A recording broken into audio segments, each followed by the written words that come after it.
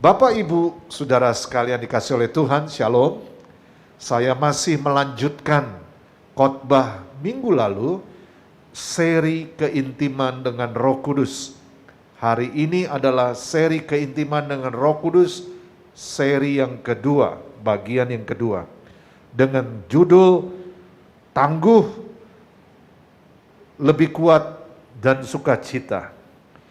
Bapak, Ibu, Saudara sekalian dikasih oleh Tuhan, Roh Kudus atau Dunamos itu diberikan kepada setiap orang percaya pada waktu Yesus Kristus sudah naik ke sorga.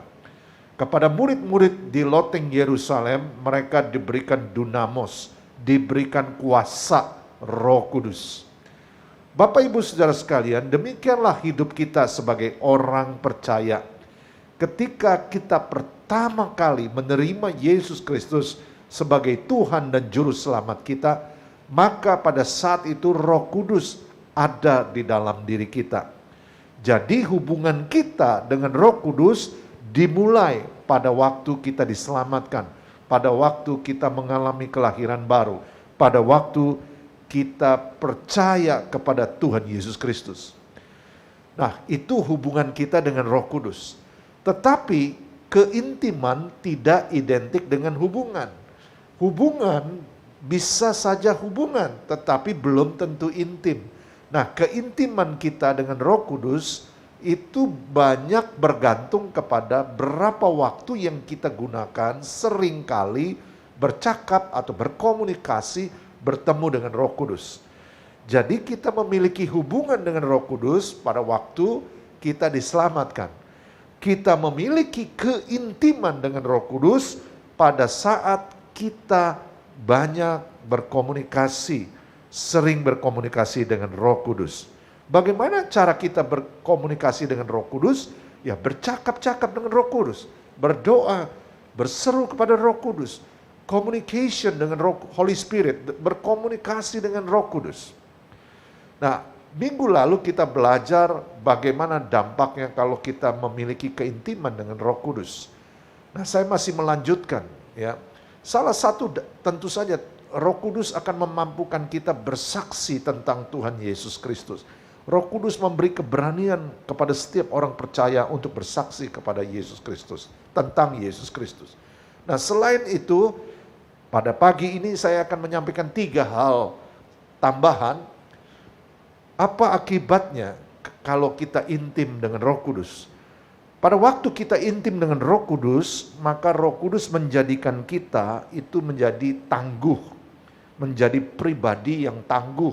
Meskipun banyak kesulitan, meskipun banyak tantangan, meskipun banyak rintangan, baik faktor eksternal sekeliling begitu menyulitkan maupun faktor internal, tetapi ketika kita intim dengan Roh Kudus menjadikan kita tangguh. Rasul Paulus menulis dalam 2 Korintus 6 ayat 4 sampai ayat yang ke-6. 2 Korintus 6 ayat 4, demikian firman Tuhan. Sebaliknya, dalam segala hal kami menunjukkan bahwa kami adalah pelayan Allah, yaitu dalam menahan dengan penuh kesabaran, dalam penderitaan, kesesakan, dan kesukaran, dalam menanggung dera, dalam penjara, dalam kerusuhan, dalam berjeripaya, dalam berjaga-jaga dan berpuasa, dalam kemurnian hati, pengetahuan, kesabaran, dan kemurahan hati, dalam Roh Kudus dan kasih yang tidak munafik. Jadi Roh Kudus memberikan kepada Rasul Paulus ketangguhan. Keintiman dengan Roh Kudus membuat Rasul Paulus menjadi tangguh meskipun melewati berbagai-bagai kesulitan dalam hidupnya. Seandainya kita intim dengan Roh Kudus, maka kita juga akan menjadi pribadi-pribadi yang tangguh, yang kuat menghadapi segala tantangan dan kesulitan. Roh Kudus memberikan ketangguhan kepada siapa saja yang mau percaya kepada Tuhan dan mentaati Tuhan dan intim dengan Tuhan melalui firman-Nya. Di dalam Kisah Para Rasul 18 ayat 9, pada waktu itu Paulus mendengar Roh Tuhan berbisik kepada Rasul Paulus. Kisah Para Rasul 18 ayat 9 sampai 11. Pada suatu malam berfirmanlah Tuhan kepada Paulus di dalam suatu penglihatan. Jangan takut, teruslah memberitakan firman dan jangan diam. Sebab aku menyertai engkau, tidak ada seorang pun yang akan menjamah dan menganiaya engkau, sebab banyak umatku di kota ini.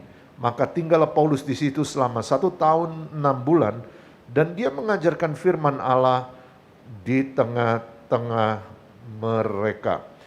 Jadi Roh Kudus itu di ayat ini memberikan kekuatan kepada Rasul Paulus untuk menghadapi perlawanan dari orang-orang yang tidak menyukai pengajaran Rasul Paulus, yaitu orang-orang Yahudi yang melakukan penentangan terhadap pelayanan Rasul Paulus.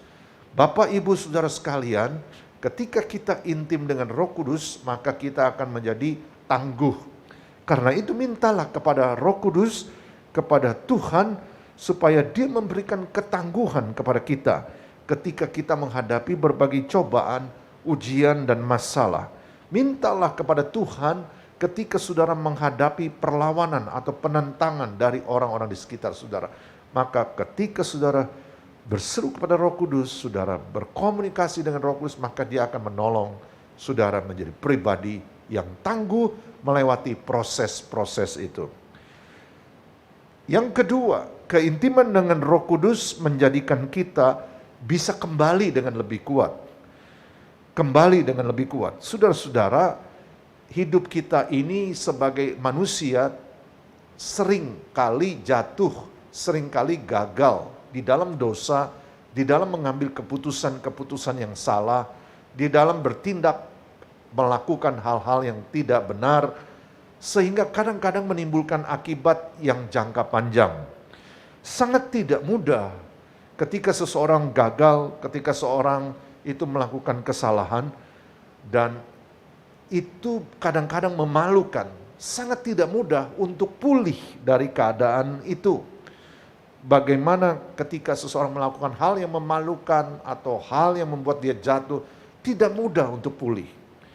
Rasul Petrus pernah melakukan kesalahan dan melakukan hal yang memalukan ketika dia menyangkal Tuhan Yesus sebanyak 3 kali pada waktu Tuhan Yesus ditangkap. Maka setelah dia mengucapkan penyangkalan yang ketiga, kemudian ayam berkokok, lalu Petrus menangis karena sedih. Nah, bagaimana Rasul Petrus hidupnya kemudian? Apakah dunia runtuh dan menimpa dia lalu tidak ada harapan? Tidak. Roh Kudus membantu Rasul Petrus pulih. Dan Rasul Petrus pulih menjadi pribadi yang pulih kembali dengan lebih kuat. Dia menjadi seorang rasul, menjadi soko guru, dan dia melayani Tuhan, mengabarkan Injil dengan berani, dan akhirnya mati menjadi martir.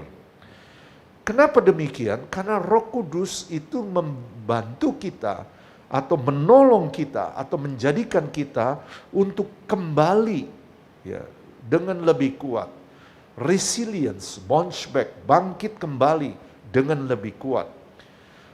2 Petrus 1 ayat 3, di situ Rasul Petrus menyatakan bagaimana dia belajar banyak dari kesalahan-kesalahan yang dia lakukan. Di dalam surat Petrus, khususnya di dalam 2 Petrus pasal 1 ayat 3 sampai 4. Karena kuasa ilahinya telah menganugerahkan kepada kita segala sesuatu yang berguna untuk hidup yang saleh oleh pengenalan kita akan Dia yang telah memanggil kita oleh kuasanya yang mulia dan yang ajaib. Karena kuasa ilahinya, karena kuasa Roh Kudus telah menganugerahkan kepada kita segala sesuatu yang berguna untuk hidup yang saleh oleh pengenalan kita akan Dia yang telah memanggil kita oleh kuasanya yang mulia dan ajaib. Dengan jalan itu Ia telah menganugerahkan kepada kita janji-janji yang berharga dan yang sangat besar, supaya olehnya kamu boleh mengambil bagian dalam kodrat ilahi dan luput dari hawa nafsu duniawi yang membinasakan dunia.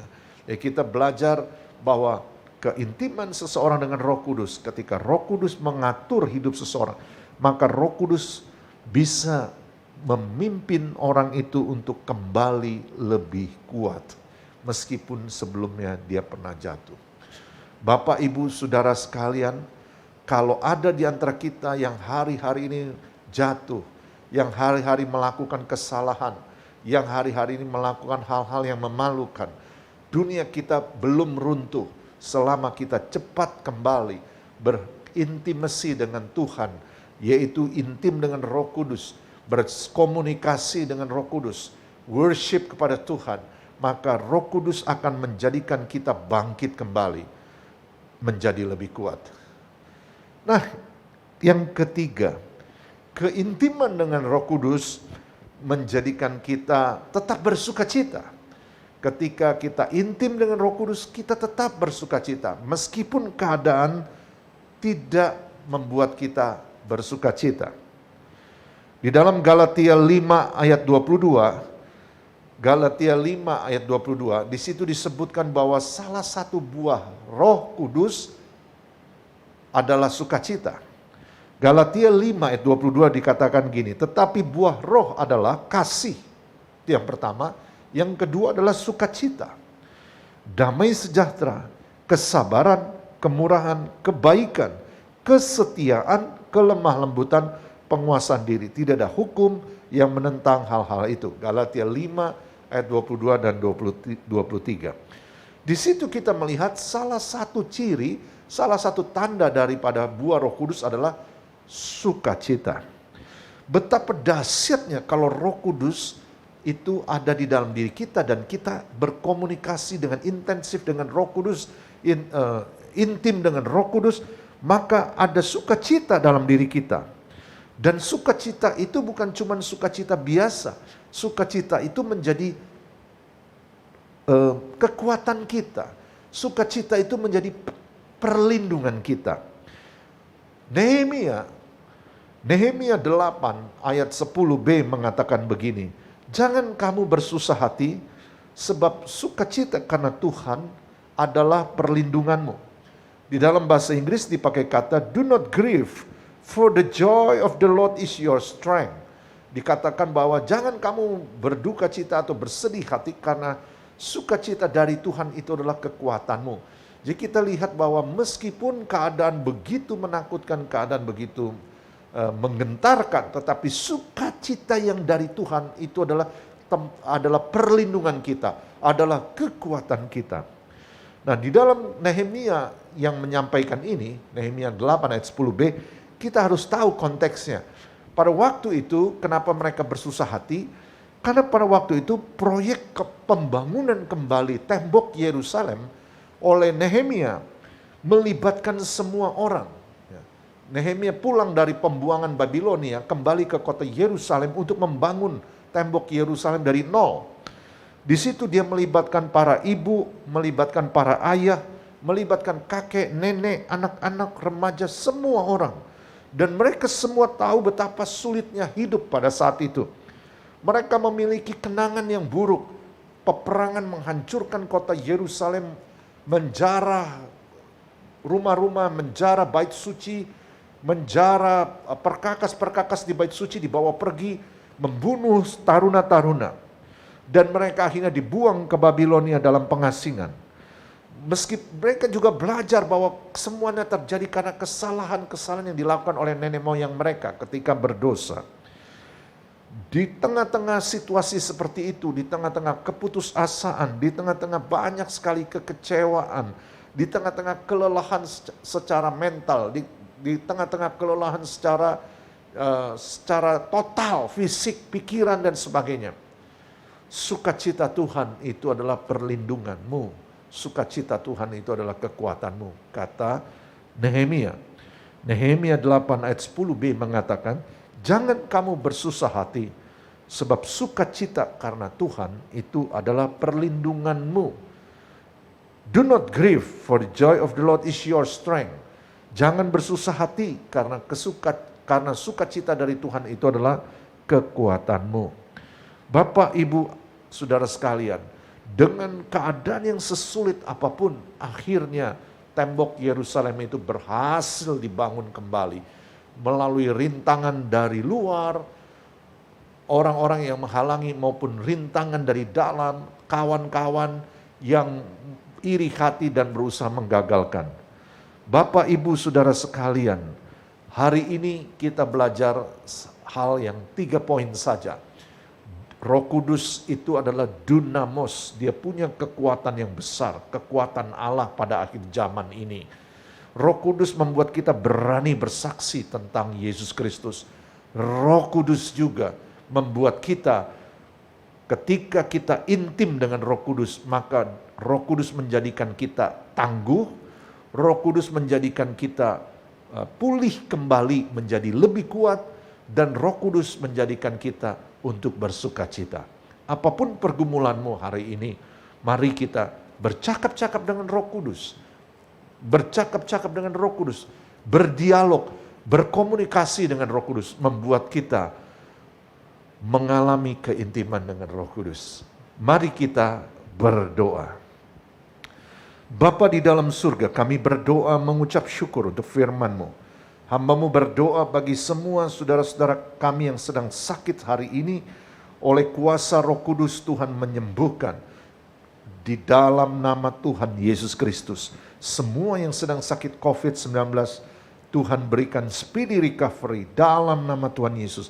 Semua yang sedang sakit fisik, Tuhan sembuhkan oleh darah Yesus. Dengan kuasa dunamos, Tuhan sembuhkan yang sakit fisik, yang sakit jasmaninya, Tuhan sembuhkan dalam nama Yesus. Sembuhkan yang sakit jiwanya, yang stres, yang ketakutan, yang penuh kekhawatiran, Tuhan sembuhkan oleh darah Tuhan Yesus, kuasa darah Tuhan Yesus. Pertolongan kuasa Roh Kudus dalam nama Yesus. Tuhan juga yang menyembuhkan roh mereka. Orang yang mengalami luka-luka, yang mengalami kecewa, yang sudah mundur secara rohani, yang sudah kering rohaninya, yang jauh daripada Tuhan, hari ini kembali kepada Tuhan di dalam nama Tuhan Yesus.